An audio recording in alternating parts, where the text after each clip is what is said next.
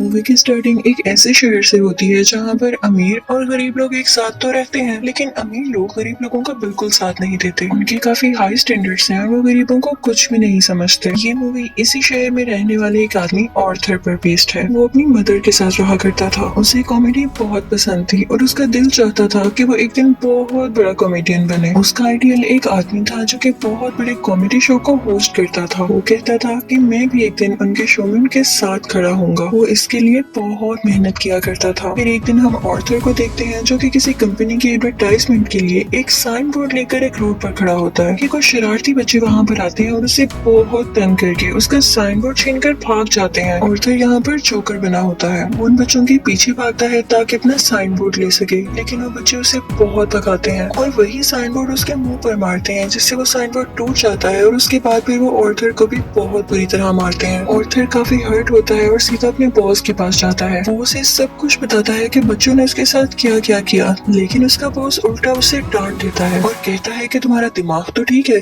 बच्चे ऐसी हरकत कैसे कर सकते हैं। बॉस उससे कहता है कि मैं तुम्हें तुम्हारी सैलरी भी नहीं दूंगा। ऑर्थर में कॉन्फिडेंस की बहुत कमी होती है, इसलिए वो यहाँ पर खुद के बारे में कुछ बोल ही नहीं पाता। वो वहाँ से काफी उदास होकर बाहर आ जाता है और सोचता है कि क्या मैं इतना बुरा हूँ कि कोई भी मेरी बात का यकीन ही नहीं करता। वो अपने घर आता है और डांस करने लगता है। यहाँ पे हम देखते हैं कि उसकी बॉडी काफी वीक होती है। अगले दिन ऑर्थर अपने कोलीग से मिलता है और उसे उन बच्चों के बारे में बताता है। उसका कोलीग उसे कहता है कि ये तो बहुत गलत हुआ, तुम्हें अपनी हिफाजत करनी चाहिए थी यार। और इसी के साथ वो उसे गन देता है और कहता है कि इसे अपने पास रख लो, ये मुश्किल वक्त में तुम्हारे काम आएगी। ऑर्थर ये लेने से इनकार करता है, लेकिन वो आदमी जबरदस्ती उसे गन दे देता है और फिर ऑर्थर अपने घर के लिए निकल पड़ता है। वो बस में होता है तो उसके सामने एक बच्चा भी बैठा होता है। वो उसे हंसाने की कोशिश करने लगता है और वो बच्चा जोर जोर से हंसने लगता है, जिस पर उस बच्चे की मदर को गुस्सा आ जाता है और वो ऑर्थर से कहती है कि हटो, परेशान मत करो हमें। लेकिन इस बात पर ऑर्थर हंसने लगता है। इनफैक्ट हमें बताया जाता है कि ऑर्थर को कोई सीरियस साइकोलॉजिकल इशू होता है और वो अपनी हंसी को कंट्रोल ही नहीं कर पाता। उसे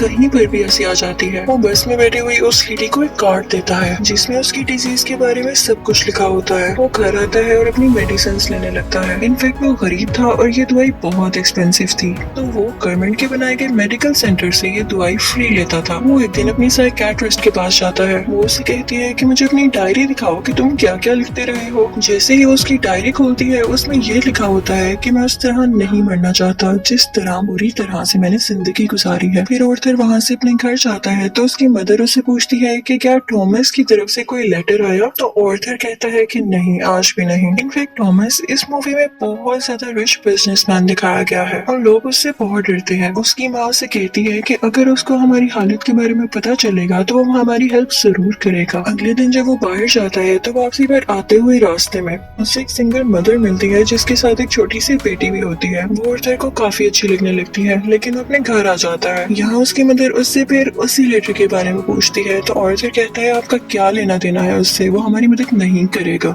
अगले दिन हम देखते हैं कि वो सिंगल लड़की ऑर्थर के घर पर आती है। वो उससे कहती है कि मैं कुछ टाइम से नोट कर रही हूँ कि तुम मेरा पीछा कर रहे हो, जिस पर ऑर्थर उसे कहता है कि हाँ, मुझे तुम अच्छी लगी हो। तो इस पर वो लड़की हंसने लगती है और जल्दी उन दोनों में दोस्ती हो जाती है। ऑर्थर को एक और जगह से जोकर की ऑफर आती है। वो एक चिल्ड्रन हॉस्पिटल होता है और जब ऑर्थर वहाँ पर जाकर डांस कर रहा होता है तो उसकी पॉकेट से वही गन बाहर आकर गिरती है। सब बच्चे डर जाते हैं और स्टाफ हैरान होता है कि इसके पास गन क्या कर रही है। ये बात फैलती है और उसे इस जॉब से भी निकाल दिया जाता है। वो अपने बॉस को कॉल करता है कि ये तो सिर्फ एक टॉय गन है, तो उसका बॉस उसे कहता है कि झूठ मत बोलो, मुझे तुम्हारे कॉलीग ने सब कुछ बता दिया है कि तुमने खुद उससे गन ली। यहाँ पर ऑर्थर का दिल दोबारा से बहुत दुखता है कि उसके कॉलीग ने तो उसे जबरदस्ती ये गन दी थी। फिर हम देखते हैं कि ऑर्थर ट्रेन में घर जा रहा होता है और वहाँ पर 3 बिजनेसमैन भी होते हैं जो कि थॉमस वेन के ही आदमी थे। वो ट्रेन में बैठी हुई एक लड़की को छेड़ रहे होते हैं।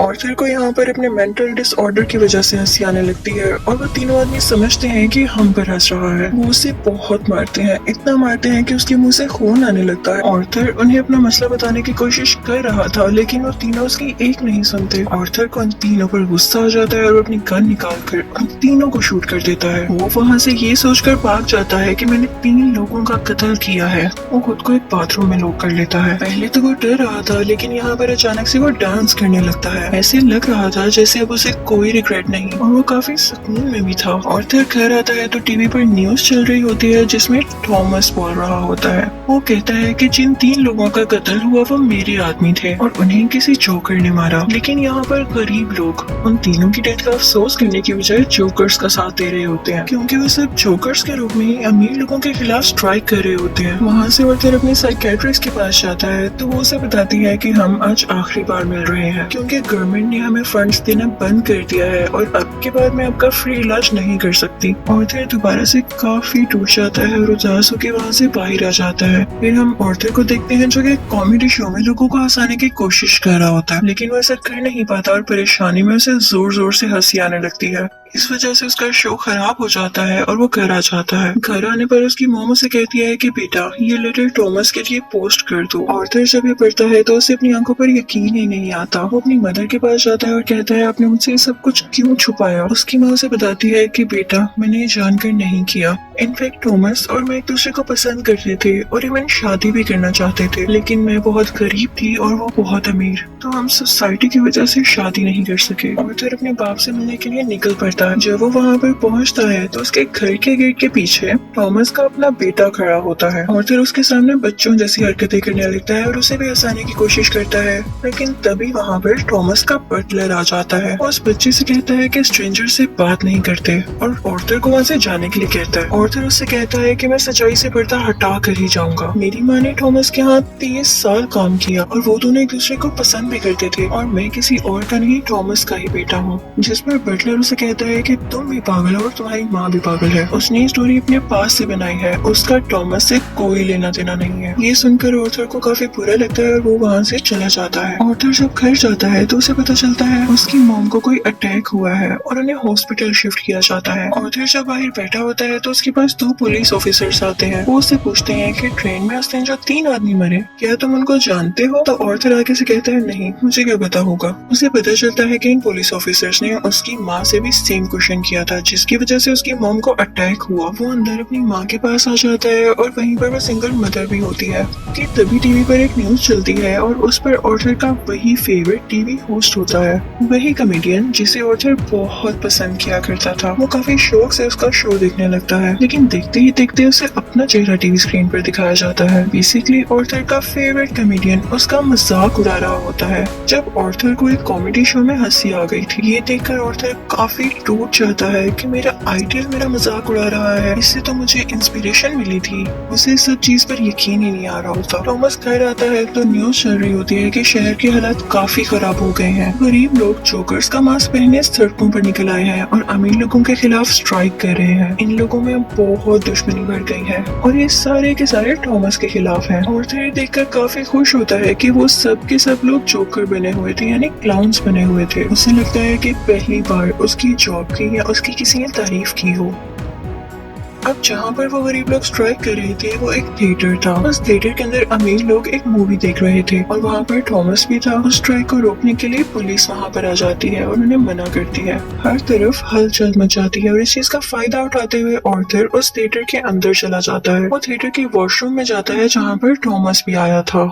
ऑर्थर उसके पास जाता है और पोलाइटली कहता है कि मैं आपका बेटा हूँ, मेरी माँ और आप एक साथ हुआ करते थे, याद करें। थॉमस उसे कहता है कि मैं इस नाम की किसी औरत को नहीं जानता और उसे जोरदार मुक्का मारता है, यानी पंच करता है, जिससे उसकी नाक से बहुत खून आने लगता है। ऑर्थर घर चला जाता है और कुछ टाइम बाद उसे पुलिस की कॉल आती है। वो इनफैक्ट ऑर्थर से भी इन्वेस्टिगेशन करना चाहते थे उस दिन के बारे में जब उन 3 आदमियों का कत्ल हुआ था। और तभी ऑर्थर को ये भी पता चलता है कि जो उसका फेवरेट कॉमेडियन था उसने ऑर्थर को अपने शो में बुलाया है। इनफैक्ट उसने ऑर्थर की जो क्लिप अपने शो में चलाई थी उसकी वजह से उसके शो की रेटिंग काफी बढ़ गई थी क्योंकि लोगों ने उसको पसंद किया था। वो बहुत खुश हो जाता है और तैयार होकर वहाँ पर जाने के लिए निकल जाता है, लेकिन उसे याद आता है कि थॉमस के बटलर ने कहा था कि मेरी माँ पागल है। तो वो उस मेंटल हॉस्पिटल पर जाता है जहाँ पर उसकी माँ का कभी इलाज हुआ था। वो उन लोगों से अपनी माँ की फाइल मांगता है। वो वहाँ से वो फाइल चुरा कर भाग जाता है। उसमें लिखा हुआ था कि ऑर्थर की माँ का किसी और के साथ रिलेशन था। वो उसे बहुत ज्यादा फिजिकली अब्यूज किया करता था, मारा करता था। और इसी दौरान आर्थर के सर पर भी चोट आई थी, जिसकी वजह से वो आज इस डिजीज का शिकार है। वो वहाँ से सीधा अपनी दोस्त यानी उसी सिंगल मदर के पास जाता है, लेकिन हमें यहाँ पर पता चलता है कि वो तो थी ही नहीं। वो असल में सिर्फ और सिर्फ उसकी इमेजिनेशन में थी और उसको उसके विजन्स आया करते थे। आर्थर अपने माँ की चोट की वजह से काफी परेशान होता है। वो हॉस्पिटल जाता है और पिलो से अपनी माँ को मार देता है। घर आकर देखता है तो उसे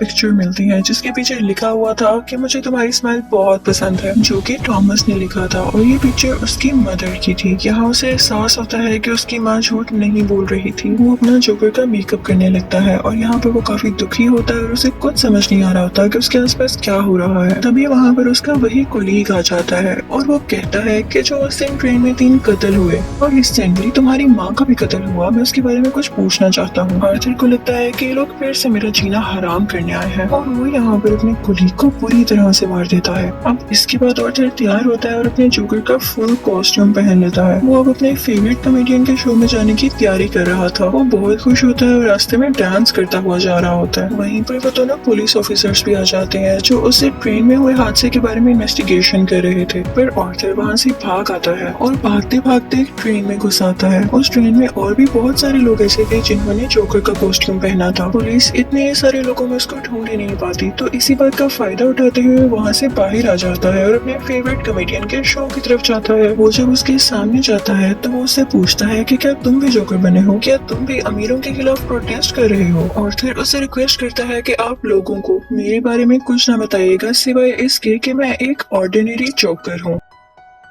और फिर उनका लाइव शो स्टार्ट हो जाता है। ऑडियंस उन्हें देखकर काफी खुश होती है और इस चीज को काफी एडमायर कर रही होती है। वहाँ पर आर्थर का फेवरेट कॉमेडियन उससे क्वेश्चन करता है कि तुम यहाँ पर जोकर बन के क्यों आए हो। तो जोकर उससे कहता है कि मैं हमेशा खुश रहना चाहता था और मैं लोगों में भी खुशियाँ बांटना चाहता था। लोगों ने मुझे इस गेटअप में पसंद किया तो मैंने सोचा क्यों ना मैं ऐसे ही आ जाऊँ। वो यहाँ पर एक बहुत ज्यादा सरप्राइजिंग बात भी करता है। वो इस लाइव शो में सबके सामने बता देता है कि उस दिन ट्रेन में जो 3 लोग मारे गए उनको मैंने ही मारा है। वो कहता है कि ये सब मैंने आपको इसलिए बताया कि अब तक कितने गरीब मरे, कितने ही ज्यादा अमीर लोगों ने गरीब लोगों को बेदर्दी से कत्ल किया, लेकिन आज तक किसी ने नोटिस किया, किसी ने भी अमीर लोगों के खिलाफ आवाज उठाई या उन गरीब लोगों को याद किया तो मुझे बताएं। और जब मैंने किसी अमीर आदमी को मार दिया तो लोग इतना शोर किस लिए मचा रहे हैं? क्या सब इंसान बराबर नहीं होते या अमीर लोगों में कोई और खास बात होती है? वो कहता है कि सोसाइटी बहुत खराब हो चुकी है, वो सिर्फ अपना फायदा सोचती है और अगर आज तुमने मुझे शो में बुलाया है तो ये तुम्हारी रहमदिली हरगिज नहीं है। तुम्हारे शो की रेटिंग मेरी वजह से बढ़ रही थी इसलिए तुमने ऐसा किया। लेकिन आर्थर का जो फेवरेट कॉमेडियन होता है वो कहता है ऐसी बात हरगिज नहीं है। आर्थर को गुस्सा आ जाता है कि तुम अभी भी झूठ बोल रहे हो और इसी के साथ अपनी गन बाहर निकालता है और उसे सबके सामने शूट कर देता है। लोग काफी घबरा जाते हैं और वहाँ से बाहर निकलने लगते हैं, लेकिन आर्थर को हम यहाँ पर काफी कॉन्फिडेंट देखते हैं। वो किसी से नहीं डरा होता। पुलिस इस बात पर जोकर यानी आर्थर को अरेस्ट कर लेती है और अपनी गाड़ी में बिठाकर उसे वहाँ से दूर ले जाने लगती है। लेकिन आर्थर रास्ते में देखता है कि उसके बहुत सारे सपोर्टर्स हैं जो उसे सपोर्ट कर रहे हैं। उनमें से कुछ लोग एक एम्बुलेंस में बैठते हैं और उसकी ज्यादा सारी स्पीड करके उस पुलिस कार के साथ टक्कर कर देते हैं, जिसकी वजह से वो पुलिस कार उल्ट जाती है और अब जोकर